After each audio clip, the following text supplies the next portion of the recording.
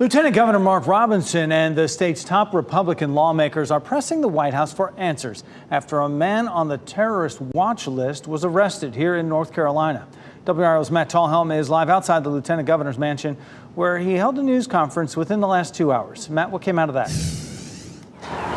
Yeah, Jeff, well, Lieutenant Governor Mark Robinson signed on to this letter. It is sent to President Biden at the White House here. Also signing on to this letter, House Speaker Tim Moore, Senate President Phil Berger, and the Sheriff of Gates County. That's where this arrest happened. Now, the Lieutenant Governor held the press conference here, standing next to a photo of a wet hagos from that arrest in Gates County, which is in the eastern part of the state, right along the Virginia border.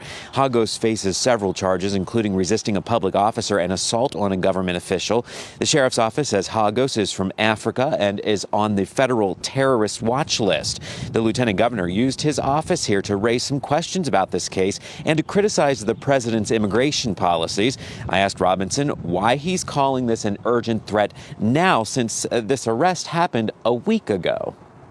At what point between then and now did this become an urgent public safety threat? And have you spoken to the governor or state law enforcement about this?